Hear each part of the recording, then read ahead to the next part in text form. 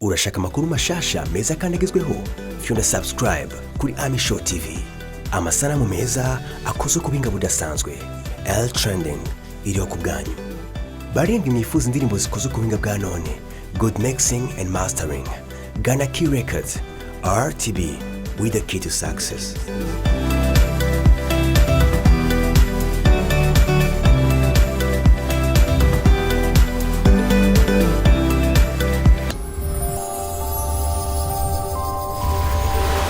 Hello wapenzi watazamaji mnaofuatilia vipindi kupitia Ami Show TV. Tuna imani kwamba mpo fresh, mpo salama, mpo salamini kabisa. Kama mnavyoniona, mnavyonisikia ni Rosi presenter on the mic, ila mbele yenu mnamuona nabii ambaye anaitwa Katagaruka Claude, ambaye ni nabii hapa nchini Burundi. Wengi wanamfahamu sana kwa kazi za Mwenyezi Mungu au kazi za kumtukuza Mwenyezi Mungu na kuwafunza watu pia kumjua Mwenyezi Mungu ni nani na kazi za Mwenyezi Mungu zinaendaje na kufahamu kitu kikubwa kupitia Mwenyezi Mungu. So kwa hiyo Rosi presenter nimekubali kwenda pia kwenye nyuma ya kamera, ila nikawa karibu na mic sana na nikakusogezea mbele ya kamera nabii ambaye anaitwa Claude Katagaruka, na utajifikiria kwa siku ya leo ni mara ya pili ama second time tunaonana naye na tunafanya naye kipindi, na utajifikiria ni kwa nini tunaongea naye kwa siku ya leo tena. Siku za nyuma tuliongea naye kupitia yale mambo ambayo yalikuwa yakisemekana nchini Kongo DRC, kupitia mambo ambayo yametokea sehemu moja ambayo inaitwa Goma, yani kwa siku ya leo tumefika tena pia kumtafuta kutokana na mambo mengi ambayo yalitokea mabaya pia kutoka nchini Nigeria, ila tumsalimu kwanza na tumpe nafasi ili aweze kuwasalimu wapenzi wa Ami Show TV, bila kusahau pia nyinyi ambao mjaweza kufanya subscribe mfanye subscribe, na pengine msisahau kufanya share kipindi hiki ili kiweze kufika mbali zaidi, na comment kwa kile ambacho utakuwa umekiona, like pia usisahau. Nikusalimu Katagaruka Jean-Claude. Asante sana, na wasalimu pia na mimi watangazaji. Na hali iko sawa? Tunashukuru, tuko salama, tuko fit kabisa. Yeah. Mmetupokea vizuri kwenye ukumbi wenu na ni kanisani pia. Hebu wakumbushe jina la hili kanisa. Mimi naitwa kwa majina, kwanza naitwa Prophet Katagaruka Claude wa kanisa la Nuru Evangelism Miracle Center Burundi Bujumbura.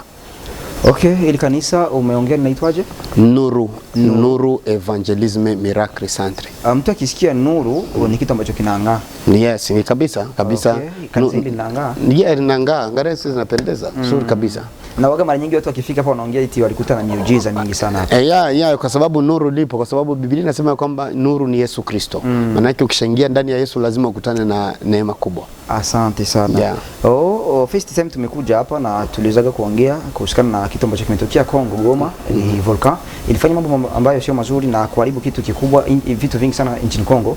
Na kabla hiyo volcano itokee ulikuwa umeongea kuhusiana na hicho kitu ambacho kitatokeaga na mwisho wa siku kikatokea. So kwa hivi kuna mwenzenu ambaye ni nabii TB Joshua kutoka nchini Nigeria amefariki. Nyinyi kama manabii wenzie mnaonaje hicho kitu, mlikipokea vipi? Cha kwanza naweza kusema kwamba upande wetu sisi kama vile manabii kuna alama ambazo tuliziona alama ya kwamba jambo hilo litaweza kututokea, na kwa sababu Mungu amezungumza kwamba tunaenda kutokewa na kitu kizito duniani. Kwa sababu TB Joshua alikuwa sio mtu wa kawaida. Alikuwa ni mtu ambaye kwanza maisha yake amezaliwa kimuujiza na ameishi kimuujiza na ameweza kufanya kazi kimuujiza. Kwa hiyo naweza kusema kwamba wakati tulisikia kifo hicho tumepigwa na butwa, tumeshtuka sana na kuweza kufadhaika na kilio zaidi. Ni funzo gani ambalo mmelipata kwanza kutokana na kifo chake, ambaye nabii mwenzio anafanya kazi kama ambazo zile ambazo mnazifanya nyinyi? Funzo kubwa ambalo tumepata katika hilo, funzo la kwanza ni kumshukuru Mungu kila wakati. Na funzo la pili ni ya kwamba ilitutia changamoto ya kwamba inabidi tutumike sana kwa sababu hatujui muda wala saa. Maana na pia hayo yalimtokea wakati alifariki, alikuwa ameshinda kwenye kazi, kwenye kanisa, kwenye huduma, alikuwa mlimani akihudumia watu. So alafu mchana mzima mpaka jioni baadaye akapita anaweza kufariki. Maana yake imetufunza kwamba hakuna muda wa kupoteza. Lazima tutumike, maana hatujui saa wala dakika jambo lolote linaweza likatokea. Kitu gani ambacho labda unaweza ukakimisi kwa TB Joshua?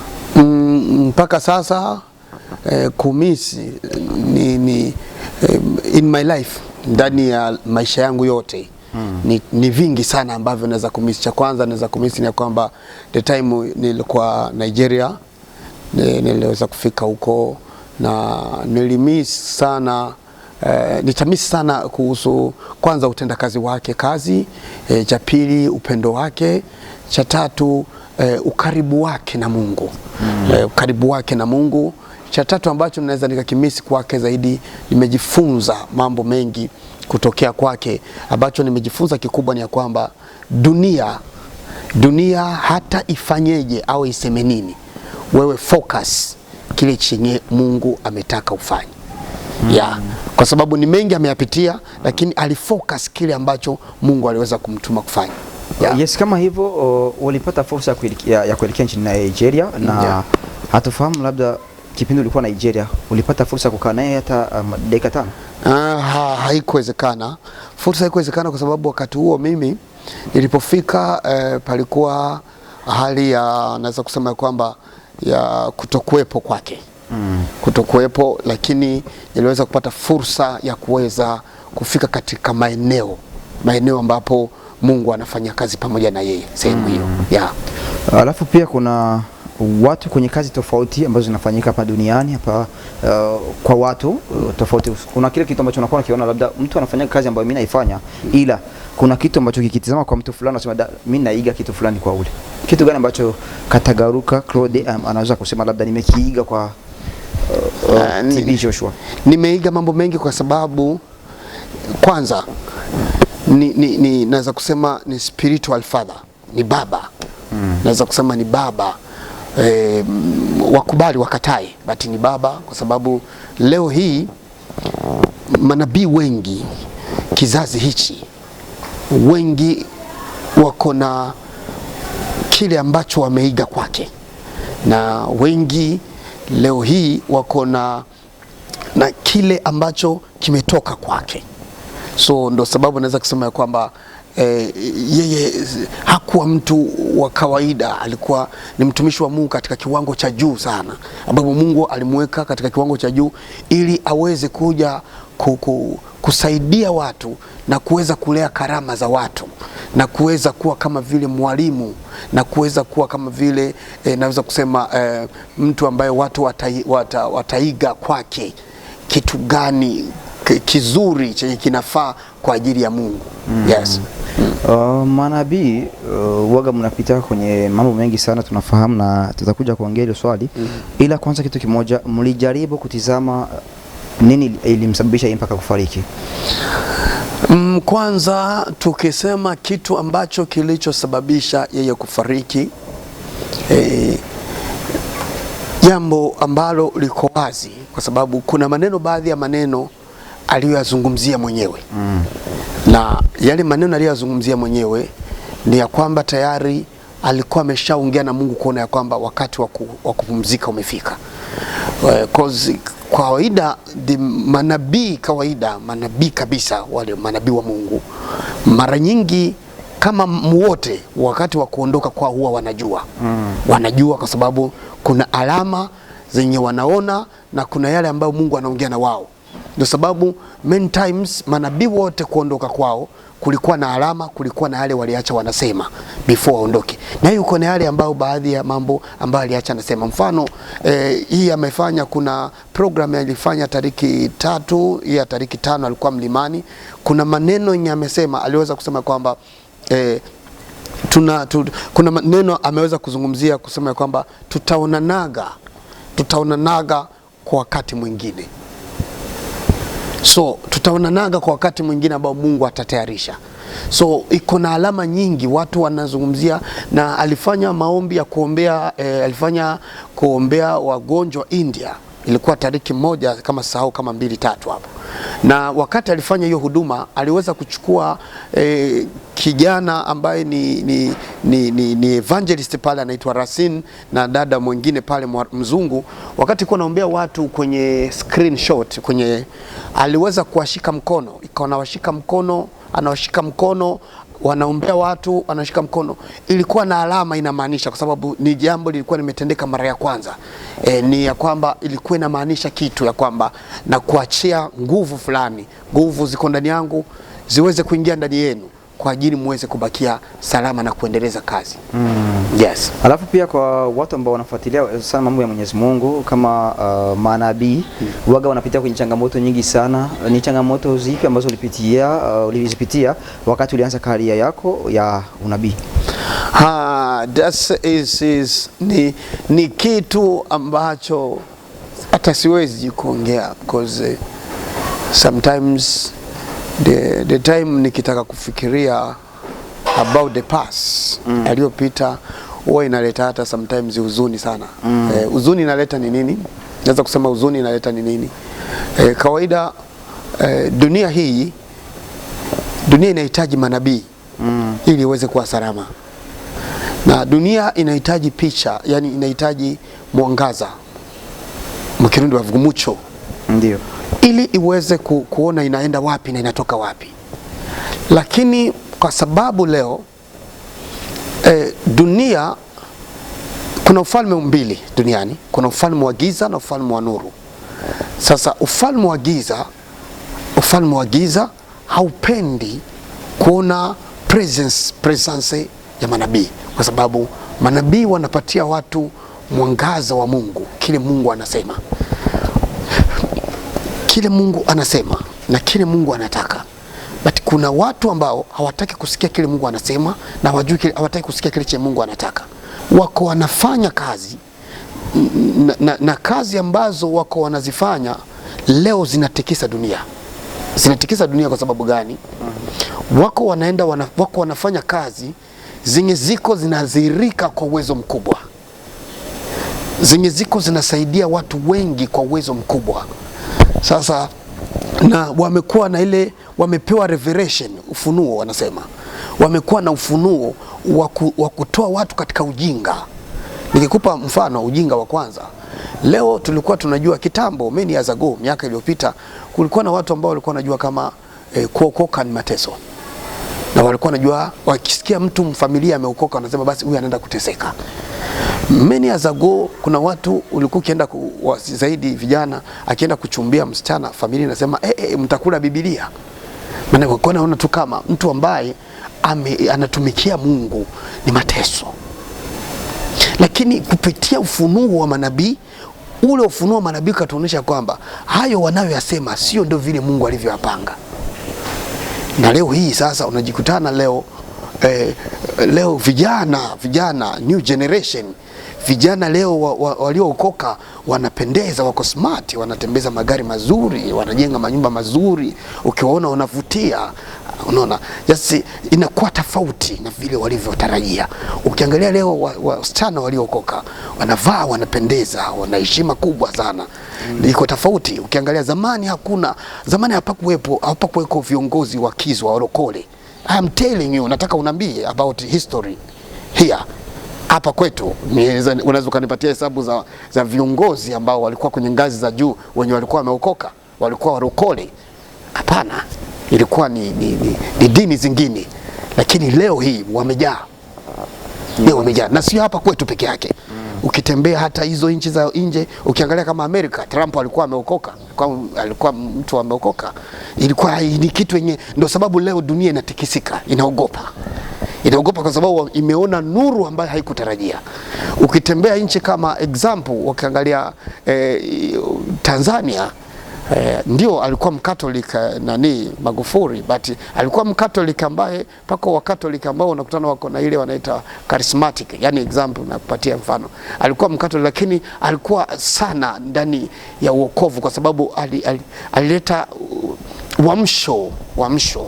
Nikisema alileta uamsho, maana yake neno lake na maneno yake yote aliyaonyesha ndani Mungu mzima. Alionyesha ndani Mungu mzima. Leo sasa dunia inaanza kuogopa. Kwa sababu gani? Imeona kama Yesu ameingia mahali ambapo walikuwa watarajii Yesu kuingia. Yes. Mambo mengi yanaonekana kwa watu ambao walikuwa Wakristo waliingia kwenye ili njia labda la kumfuata Mwenyezi Mungu, unakuta mtaani wanakuwa wakisemwa sana na kwa kejeriti, kwa nini huyu mtu ameokoka, yani anajiweka kwa Mwenyezi Mungu sana mpaka anajisahau kufanya kazi nini, anakuwa yani yeye na Mungu, yeye na Biblia, yeye na kanisani, unaona, mpaka mtaani hata familia pia wanakuwa wakimkejeli na kumkataa. Inakuwa sio sana, unaona, inakuwa sio kuishi vizuri. Kwa nini unawapatia ujumbe gani familia kama ambazo zinakuwa zikimkejeli mtu ambaye amejiweka sana kwenye zile njia za Mwenyezi Mungu sana mpaka anashindwa asifanye kazi? Wito, kuna kitu wanaita wito. Wito uko tofauti. Nikizungumzia wito uko tofauti ni ya kwamba upande wangu mimi, in myself, mimi nimeitwa kumtumikia Mungu, nafanya huduma, nimefanya huduma nchi tofauti, na jina najulikana, lakini ndani yangu kutumika ni kitu out, kinyume ya kazi ya Mungu. Kutumika ni vitu ninapenda sana. Napenda sana, ninapenda nifanye business, napenda nijihusishe na kazi za kuendeleza jamii. Unaona, kazi za kuendeleza jamii, kwa sababu sometimes wanaekana najiuliza ni kitu gani naweza nikafanya ili niweze kuwa msaada katika jamii, kwa sababu sisi kawaida many times watumishi wa Mungu tunafanya kazi ya Mungu, lakini tunakuaga na kitu kimoja ambacho tuko masujaa. Sujaa ni mtu ambaye yuko kwenye vita na anajua kwamba nashinda vita. Nashinda vita na baada ya kushinda vita au naweza nikashinda au nikaenda. Ndio shujaa huyo. Shujaa haendagi anasema tu familia, haendagi anaambia familia eti wala kushindwa. Hata ukishindwa lakini unafia kwenye vita huko. Yes. So sisi watumishi wa Mungu zaidi sana manabii ni watu masujaa sana. Wako tayari kwa kila jambo. Ndio unakuja kuangalia wakina Elia, wakina Yohana, ni watu walikuwa tayari. Walikuwa tayari kwa kila jambo linaweza likatokea. Kwa ajili walikuwa wanajua nini wako ndani, nani walikubali, nani walipokea. So naweza kusema kwamba sio vizuri, naweza kutoa changamoto sirtu zaidi kwa vijana sasa, new generation.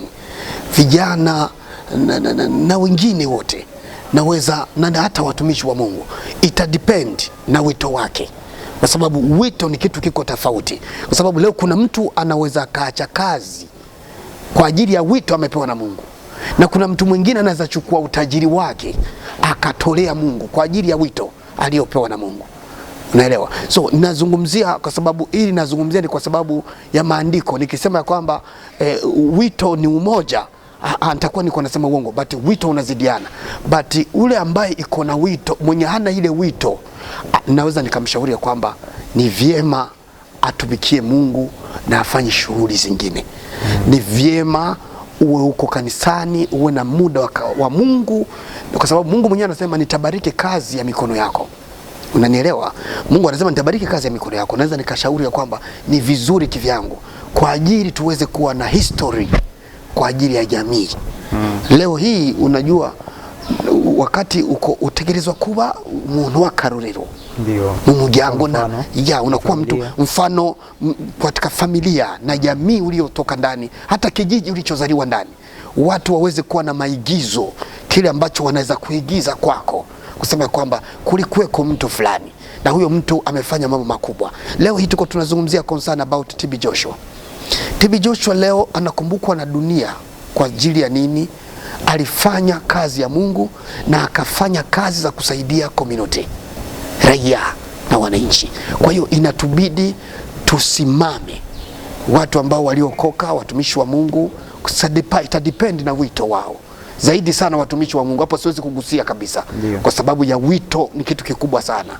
Nagusia zaidi kwa sisi wa Kristo ambao wako kanisani, tuko nao makanisani. Kama kanisani hapa kwangu, nahimiza sana watu kufanya biashara. Na wahimiza sana kufanya biashara, kufanya kazi. Hata mimi hufundisha, kwa sababu katika shule niliyofundishwa ndani, pako ndani kuendeleza watu ambao wako kanisani, kuendeleza kwa kuwaelimisha jinsi wanaweza wakaendelea na wao kimaisha. Sio tu wabaki kanisani, kwa sababu kanisa inawahitaji. Kanisa inahitaji support yao watu, na hawawezi wakasupport kazi kusonga mbele wakati hawana kazi wanafanya. Inabidi kuwahimiza wafanye kazi ili wasupport ile kazi ya Mungu iendelee mbele. So lazima wahimizwe wafanye kazi, na ikiwezekana wafundishwe yale yanayowezekana kufanyika ili waendeleze. Kanisa litaendelea wakati wako wanafanya kazi tofauti, kwa sababu leo bila uwezo haiwezekani. Inabidi uwezo, Mungu awabariki, Mungu awawezeshe na waweze kuja kuwa baraka ndani ya kazi ya Mungu. Na ndio utajisikia hata mmoja anasema mimi nimefanya biashara, nimefaidika milioni 10, natoa hizi milioni 10 tununue kiwanja cha kanisa. Kwa sababu gani? Ametumika. Na majority mara mingi naweza kukuelezea kitu kimoja kipo kwamba kanisa, ndani ya kanisa hakuna pesa. Wasikufichi, na ni reality, hakuna pesa. Lakini ndani ya Wakristo kuna uwezo wa kufanya vitu vikubwa kwa ajili ya Mungu. Kwa sababu unajua watu wengine wako na maneno wanasema ya kidunia, ya kipagani. Wanakuambia eti watu kanisani sadaka. Mtu mmoja alikuwa rais, alikuwa anaitwa Thomas Sankara. Thomas Sankara alisema mtu hawezi kuishi kwa sadaka. Maana sadaka sio kitu chenye kiko ndani forcing. Maana yake kukulazimisha. Maana yake ni kujitolea watu. Na unasema hile kile umeona mtu ametoa sadaka, wewe ulikuwa ndani au kuona ametoa ngapi? Haujui gharama za pale ni nini, haujui mahitaji ya pale ni gani. So pale mahali popote utaona watu kuna gharama. Kuna gharama. Unaona leo tumekaa hapa, kila kitu, umeme, mataa yanawaka, ni gharama. Unanielewa? Lakini ndio hapa mahali ardhi hii inalipa kodi, ndio ni gharama pia. Hata mapendezo yenyewe ni gharama, lakini ambavyo wanavikalia pia. Yes, ni gharama ambavyo vinasababisha mpaka sauti kutoka. Ni gharama. Leo ukitaka kujua vitu vya bei katika nchi hii, ni vyombo vya kupiga muziki. Unaweza kwenda na milioni 20 ukatoka pale hata kamioneti haijai. Ndio 20 milioni ukatoka uko vide. Kwa hiyo nataka kusema kwamba Sankara ndo alisema kweli. Alisema mtu hawezi kuishi kwa sadaka. Kanisa haiwezi kuishi kwa sadaka, bali kanisa inaishi kwa baraka za watoto wa Mungu kwa kuliinua kanisa. That's all. Alafu kumalizia pia ni ujumbe gani unaweza kutoa kwa manabii wenzio na Wakristo pia kwa ujumla kutokana na kifo cha TB Joshua? Kwanza watumishi wa Mungu naweza nikawaambia kwamba tumepoteza kitu kikubwa, lakini tumeshukuru tena pia kwa sababu Mungu alituonyesha alama zote ya kwamba amechukua mtumishi wake akapumzike. Maana Joshua amepitia mengi. Ukifuata historia yake amepitia challenges nyingi sana. Maana dunia haiko baadhi ya dunia, viongozi fulani katika mataifa fulani hawakuweza kumfurahia, na wengine wenye walikuwa na interest zao kwa ajili ya hii monde yenye tumo ndani hawakuweza kumfurahia. Maana aliweza kutoa siri za shetani na kuweza kufanya nini, kuleta mwangaza kwa dunia, ili dunia iweze kujua nini cha kufanya, na ili dunia iweze kujua kwamba tunatoka wapi tunaenda wapi. So naweza kusema ya kwamba alipitia mambo mazito. Usioni hapa watumishi wa Mungu tunapitia mengi sana, kwa sababu kuna mtu ambaye anaweza kuwa na mawazo yake na malengo yake na nia zake, atapumzikia tu pale. Kuna jambo lilifanyika pale, alikuwa na wageni wametoka nchi tofauti, kwa mporomoko wa nyumba wageni walikuwa ndani. Yale yote ni mipango ya shetani kwa ajili, walikuwa wanatarajia mtumishi wa Mungu aweze kuanguka matatizo. Mambo yalikuwa mazito, lakini Mungu alikuwa pamoja naye. Kwa hiyo hivi tuko tunazungumza ni ya kwamba dunia tunaielewa, dunia haina hata basi tu ni juu tuko na Mungu aliye hai. Lakini dunia leo haifurahii uwepo wa watumishi wa Mungu, haifurahii kazi za watumishi wa Mungu. Ndio unaona panakuwa ndani shetani anajaribu kupambana kwa ajili ya watumishi wa Mungu ili wasiwezi kuyafikia yale malengo makubwa. So nataka kuambia watumishi wa Mungu, msivunjike moyo. Naweza kuwashauri nikisema msivunjike moyo, muendelee na kazi ya Mungu na bidii na moyo wenye nguvu sana, na kuweza kumtumainia Mungu zaidi, kwa sababu huyu ni mwenzetu, amepambana vita vya imani, amepigana navyo na amevishinda na amesafiri salama. Kwa hiyo ningependa kusema kwamba watumishi wa Mungu, na nyinyi msimame katika zamu, fanye kazi ili mwisho wenu mje kumfika wakati mtakapoondoka kila kitu kikiwa sawa, kwa sababu hapa tulipo sisi tunajua kwamba tuko na uhakika. Ni passage, ni mapito. Tuko kwa muda, baadaye tunamaliza kazi, tunaondoka. Lakini kuna watu hawajui hivyo. Kuna watu ambao wanajua, kuna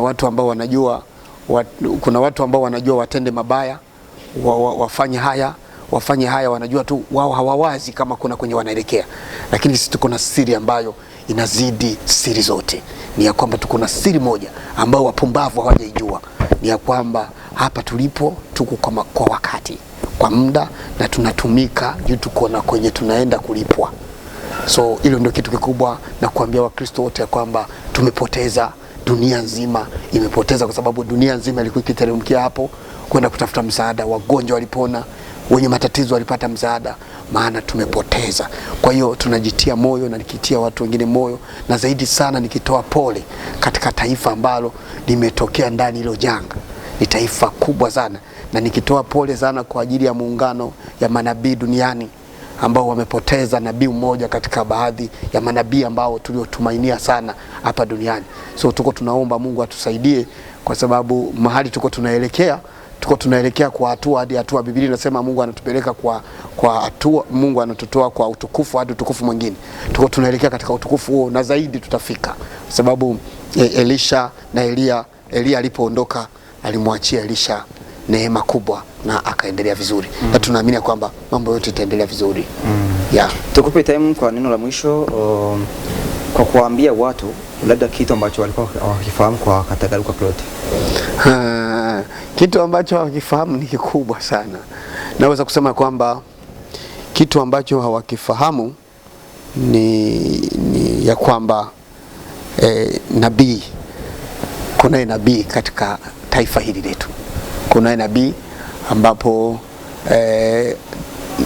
amepata kibali, favor, iko na kibali na katika nchi zingine, ambazo katika nchi tofauti, na hapa sasa ndio kwetu. Manake kuwafahamisha kwamba tunaye mtu ambaye kama jinsi nchi zingine ziko na mtu au ziko na watu, kama vile Nigeria ilikuwa na mtu ambaye nchi ilikuwa inajivunia.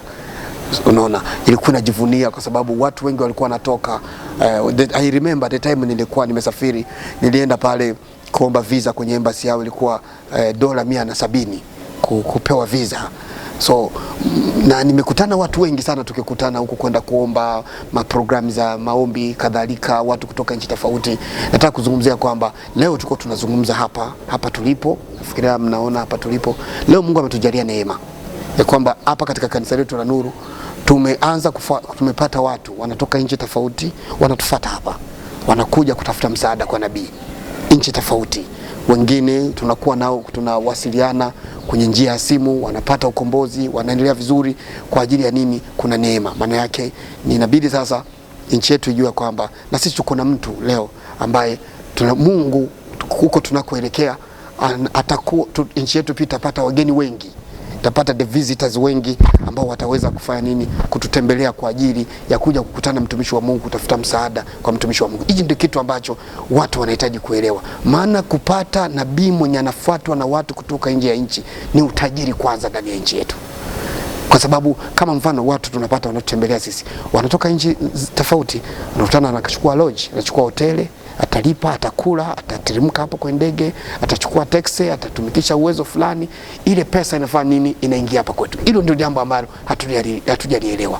Lakini leo tukiangalia, leo wanakuambia katika kuchangia kwa uchumi wa nchi ya Nigeria, TB Joshua amechangia pakubwa sana.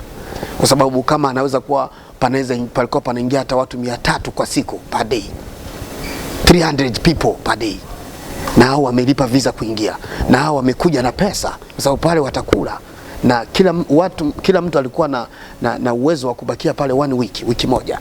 So mwa hiyo wiki moja mtu ametoka nchi ya Ulaya, uchumi utaingia kwenye uchumi utaingia. So ndo hapa sasa ndo kwenye tunaelekea. Ndo sababu kwa muda unaokuja tuko na jinsi ambavyo tutaweza kuzagaza kazi zetu duniani. Tuko na mipango mikubwa ya kuzagaza kazi zetu duniani, ili kazi zetu ziweze kutembea kote, tuweze kupata wageni hapa kwetu, tuweze kupata wageni wenye wanaweza kuwa wanakuja hapa kwetu kutafuta msaada wa Mungu, kuomba pamoja na wao, kutafuta counseling hapa kwetu, na baada ya hapo wanarudi. Na wakirudi, najua kama wamekuja na dola 2000, wakirudi naamini ya kwamba akirudi na nyingi atarudi na 200 tu, 180 stabaki, 1800 stabaki hapa. Itaongeza uchumi. Ili ndio jambo nataka kuambia, si tu dunia, zaidi sana hapa kwetu. Nitaka niwaambia kwamba kuwa na nabii katika taifa ni na maendeleo makubwa ndani ya taifa. Tukushukuru kwa time yako. Asante. Urashaka makuru mashasha meza kandagizweho fyonda subscribe kuri Show TV. Amasanamu meza akozwe kubinga budasanzwe. L trending iriho ku bwanyu. Barindwi mwifuza indirimbo zikozwe kubinga bwa none. Good mixing and mastering. Ghana Key Records. RTB with the key to success.